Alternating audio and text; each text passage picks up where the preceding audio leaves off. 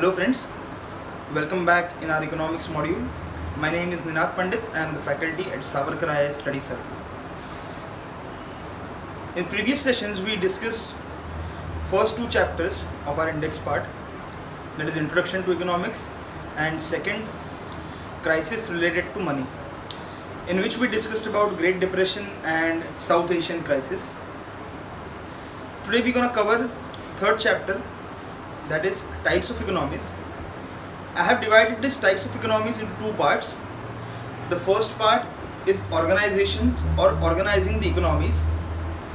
In that we are going to deal with capitalistic economy, state economy and mixed economy. And second part or second topic, that is sectors or types of economies. The types of economies are agricultural or agrarian economy, the second is manufacturing economy, and the third is service economy. So without wasting more time, let's start with this module, types of economies. So the first topic, that is organizing the economies, and the first part of that is the capitalistic economy. Now, capitalistic economy was formed for the first time in USA. This capitalistic economy theory was given by Adam Smith. We discussed about Adam Smith in our introduction part in theories, because he is also called as father of economics, as he gave economic theory for the first time when we started dealing economics as a separate subject, right? You might be remembering about the first lecture, because we discussed this part in our first lecture, where Adam Smith gave theory about how wealth can be generated in the market. Alright, so we'll move ahead. Adam Smith in his book Wealth of Nation propounded that there must be less intervention of government in market, so that market can grow and market can decide values for the commodities. Now let me explain. First word or first concept Adam Smith used, that is laissez-faire.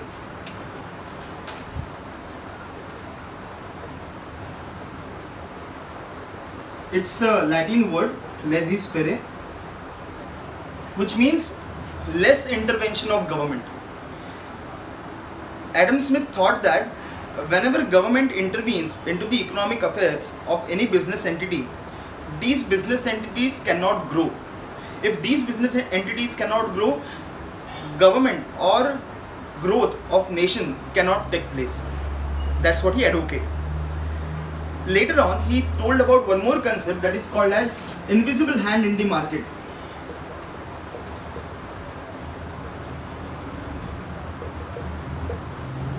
Invisible hand in market.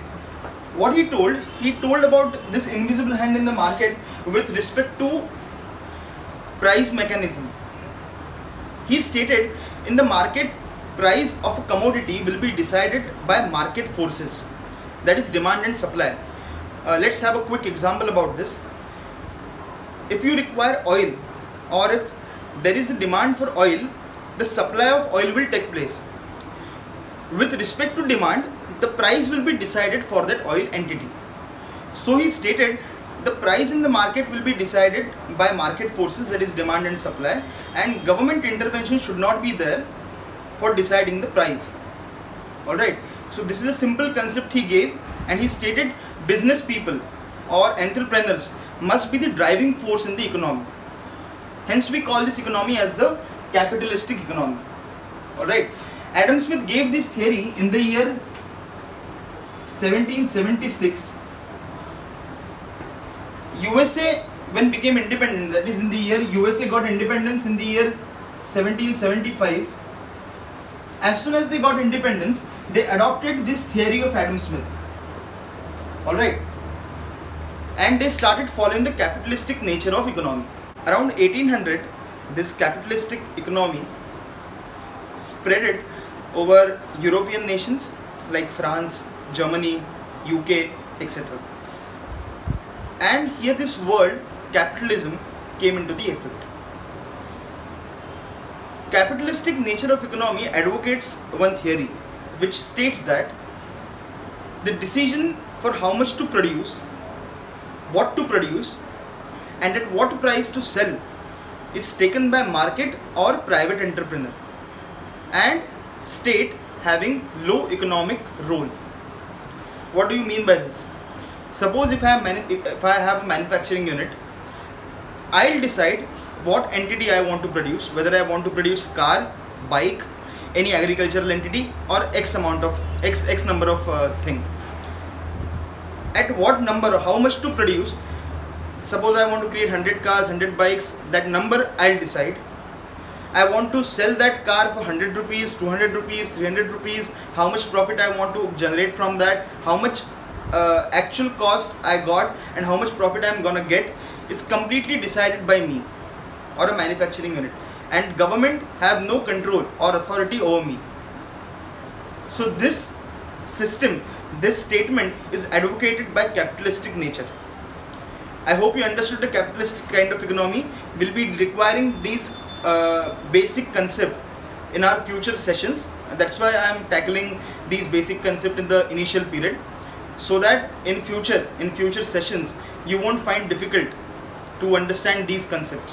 Alright, so I hope you understood this capitalistic nature. So let's move ahead and start with state economy. The idea of state economy was given by Karl Marx, a German philosopher.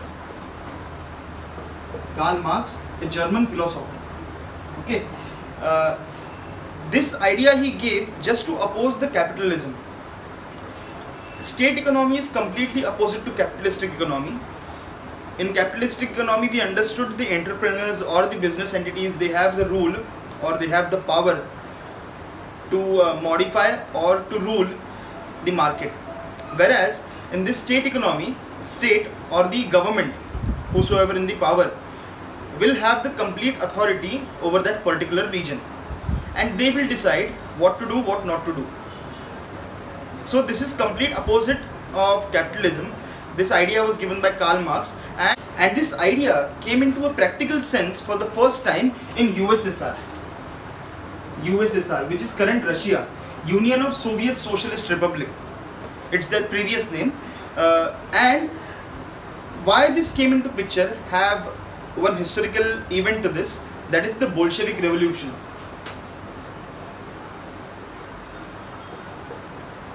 Bolshevik Revolution, which took place in the year 1917. Now Bolshevik Revolution you will be dealing separately in your history part of UPSC, but to understand this state economy, I'll explain Bolshevik Revolution quickly. In the 1880 period, Russia or USSR, during that period USSR had a monarchy, and Tsar Nicholas was the king. But people in USSR were not happy with his administration, because he was not giving that attention towards the agricultural sector in USSR.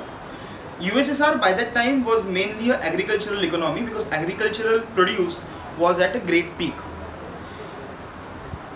Still, Tsar or king was putting a lot of taxes on these laborers and migrant workers in USSR. So they were not happy with its administrative part. By the time in 1898, in USSR there was a form of new party which is called as Republican Socialist Democratic Party, RSDP. This party was divided into two parts in 1902, which is called as Bolshevik and Menshevik. This Bolshevik and Menshevik.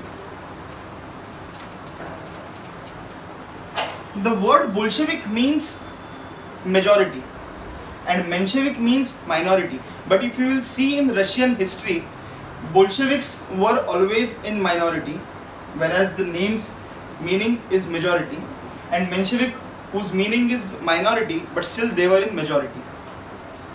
So there was one event took place in the year 1904 where Russia or USSR went into a war with Japan for the region of Manchuria. This Manchuria had a Port Arthur. On that Port Arthur, Russia wanted the dominance because that port was workable throughout the year. Russia had a port named Vladivostok, but that port was not workable in winter period. So they wanted the dominance over the Port Arthur. But Russia lost this war with Japan, and condition of laborers in Russia started deteriorating day by day. So there were a lot of protests going on by the time of 1910, 1911. I won't be explaining that part to you. But what we have to understand now, there was a protest on St. Petersburg in the year 1912, where 50,000 workers came and they protested against Tsar, that was a king. So Tsar understood, now he have to do something to impress people and to give some assurance to them so that they're gonna get good administration from his side. So Tsar formed Duma, which is a USSR parliament where representation of these labor class will come and they'll sit in this Duma and they'll put up their problems in front of the parliament or in front of the house. But still there was one more irony, that still Tsar formed a Duma, but people who were sitting in this parliament, they were mainly capitalistic people or autocratic people who had complete authority or who had a complete dominance over people. So representation from grassroots was not given in Duma. This was an irony. By the time in 1917 Russia, right, 1915 Russia went into the war, World War I, and condition of these laborers more deteriorated. Approximately 1 crore people died in this World War I, and there was a lot of hunger. People were not having place to stay, and complete chaos was happening in Russia or USSR by that time.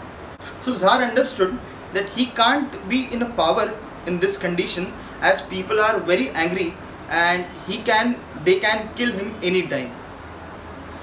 So he lose his power and he gave power to Mensheviks. As there was World War I going on, they didn't conduct election, and Mensheviks got power and Prime Minister was created by Menshevik group. As soon as Menshevik got power, they arrested and kept ban on Bolshevik people. Bolshevik used to have a red army. That's the reason why you can see the color of Russia in their flag, that is the red color. So many people, many leaders of Bolshevik, they started residing into various other countries. One of the example is Lenin. You might have heard his name, Vladimir Lenin. He was residing in Canada. Then later on, when Bolshevik came into the power, they attacked, this Red Army attacked Mensheviks, and later on they came into the power, and Lenin became the first premier of Russia, where he adopted this socialistic nature of economy. Now I have explained you this part very quickly. You can refer to other sessions and you can understand about the history of Bolshevik revolution. There are various events to it, but I have explained you in a quickest manner so that you can understand. So Lenin came into the power and he implemented this state economy in USSR. USSR, which means that Soviet, this USSR, Union of Soviet Socialist Republic, this Soviet word means that a group of laborers. Also one more idea of Lenin, that is, he stated there must be a rule of proletariats. This word means, proletariats mean a labor class or a working class. Now when Karl Marx, when he gave the state economy or socialistic economy kind of nature economy, he stated they must be getting power in a step-by-step manner. But Lenin stated if we start getting power in a step-by-step manner to labor class, it might go ages. So we must get power with the help of militia or military or the weapons. So they got, this Bolshevik people, they got power with the help of military, also called as Red Army, and they came into the power and they implemented this state economy. This Lenin implemented the state economy. The St. Petersburg place, which is a very important place in Russia, Lenin renamed it as Leningrad, just to have one clarity. Later on again it was renamed as St. Petersburg. Currently the name is the same. Alright. So this was for the first time in Russia implemented this state economy. Later on in China, People's Republic of China, under the leadership of Mao Zedong, in the year 1949, they implemented this communism or communist kind of economy. There is a minute difference between socialistic and communist. Alright, we'll understand that difference now. In socialistic economy, they say that the part or means of production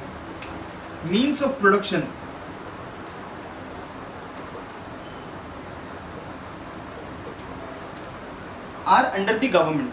Means of production means I have a business, I require land, that will be a mean of my production. I require raw material, will be a mean of my production. So these are called as property and assets are the means of production, are controlled by government. And for running the economy, government will have the large part. That's what it is stated by socialistic economy.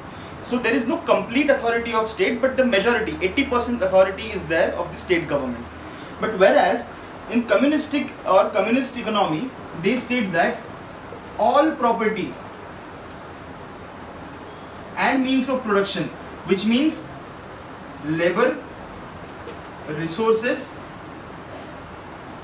are owned by government, and state government have complete authority over the economic control. So this is a minute difference between socialistic and communist. Here there is a 80% government control, here there is a 100% government control. Alright. Now currently in this corona world, you might be listening China's name ample amount of time. There is a speculation also that as China became a communist state in the year 1949 under the leadership of Mao Zedong, by the year of 2049 they want world into the state of communism. Now this is my personal view that communism theory looks very good in books where they state that labor class must be ruling and labor class must be the dictator or the prime minister or whosoever the important member of the state government. But ultimately, whenever this labor class moves to that position, he becomes the autocrat or the leader or the entrepreneur, because without being the entrepreneur, the country we can't run the country, right? So this theory looks very good in book, but whenever it comes into a practical sense, it becomes a dictatorship. So that's the thing, this capitalistic nature, this state economy came into the picture just to oppose the capitalistic economy. Hence, capitalistic economies during that time targeted such kind of economy as state capitalism, which means state dictatorship. They targeted these economies in that manner. Okay, so I hope you understood this state economy. We'll move ahead to our third topic, that is mixed economy. In the mixed economy, they tried to achieve the center point from the capitalistic and state economy. Because understand, in capitalistic economy, completely business class had control over the economy, whereas in the state, completely government had the control. So these are 2 points or 2 final destinations of the ring, whereas in the center point we try to capture the mixed economy where we'll have some part of capitalistic, some part of state. So this type of economy started evolving after the Great Depression of 1928. I hope you remember our previous session with respect to Great Depression. Why this Great Depression took place? Because in USA government had no control. We discussed about one cause where there was no monetary control of government, where government will keep eye on the companies which are entering into the market and how they are dealing, how they are using the money given by public, etc. So government also should have control or should have some rules imposed on the industrialists so that they'll function properly. So that's what we call it as a mixed economy. Currently, in current scenario, many nations or many countries have adopted this mixed economic type of pattern. But as soon as this Great Depression took place, John Maynard Keynes, he is a British economist, he gave this mixed economics theory in his book The General Theory of Employment, Interest and Money, where he stated government must be targeting towards providing the basic or social goods. Social goods which mean basic healthcare facility, basic transportation facilities, like currently how we have BST buses, trains, street lights. So these basic amenities must be provided by government, and later on government must keep checks on the business class so that prudent activities will not take place. Alright, So that this kind of nature is called as mixed economy. When India became independent in the year 1947, we adopted the mixed economic pattern. Alright. So Keynes suggested this part to capitalistic nature of economies, where he stated you need to move little bit towards the socialistic kind of economy, which means you have the capitalism, little bit move towards socialism, where government will take little bit control in the running the economy. Whereas there is one more professor known as Oscar Lange, Polish economist he stated the same thing for state economy, where he stated you need to move little bit towards the capitalistic nature. Alright, so Keynes stated the same thing for capitalism, Oscar Lange stated the same thing for state economies. So from these theories, the world moved towards the mixed economic pattern, where state government and entrepreneurs started working together. Alright, now let's move to second part, that is types. These capitalistic state, mixed economy are the organizations or the organizing bodies. We define these economies into three parts based on their GDP distribution.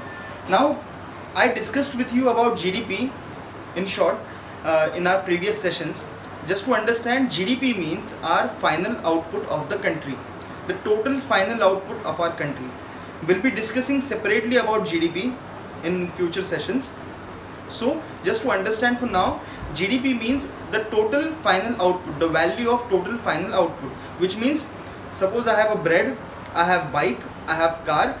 So the value of all these commodities which are sold at MRP, the final price, when we calculate, that value is called as GDP of a particular country. Okay, so if our country is agricultural economy, industrial economy or service economy, that we determine by these factors. So to have example, Indian agricultural loan in GDP role in GDP is somewhere around 17%, industrial role is somewhere around 29%, and service sector role is 54%. So whenever any country's or sector's role is more than 50%, we call that country of that type. So in this session or in this example, service economy or service sector of India having the 54%, so we call Indian economy as the service economy. Now they have another name also for these things. Agricultural economy we also called as the primary sector.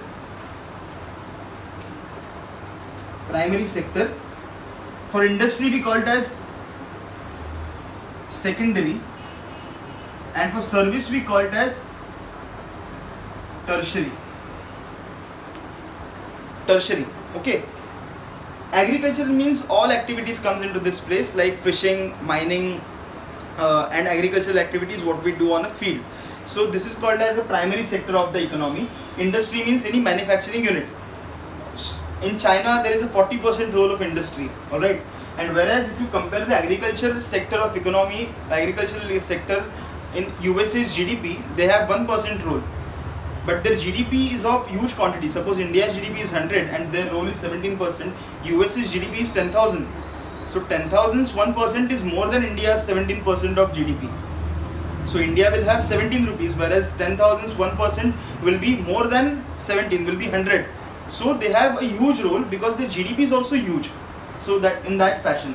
So industrial we also called as a secondary economy, and tertiary in service sector, which means I am teaching to you at this moment is the service given by me.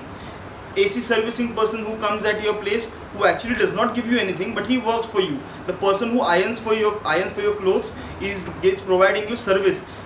Any maid coming at your place, she or he is providing service to you, is called as a service sector. Transport, people who are transporting goods from one place to another place, they are also providing service to some another guy. So they also come in a service sector. So India have a huge role of service sector in our economy. Alright, so these are the primary types in the economy: agricultural economy, industrial economy and service economy. I hope you understood this part. It's a bit easy to understand, right? So later on From our next sessions, we are going to understand the very important classification in our economics, that is macroeconomics and microeconomics. These are very important broad classifications. So by that time, stay tuned, stay healthy. Thank you very much.